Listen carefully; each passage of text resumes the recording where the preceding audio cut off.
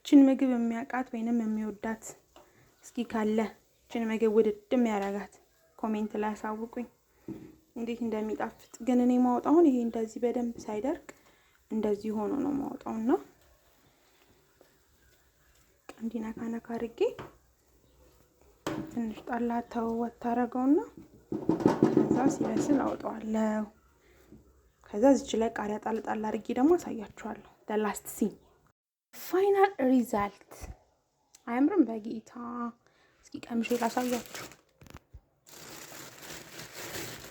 ዘመቅመስ ሲቹዌሽን እጅ ነው የሚያስቆረጥመው።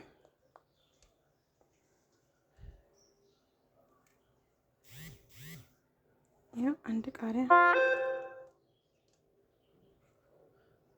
ወይኔ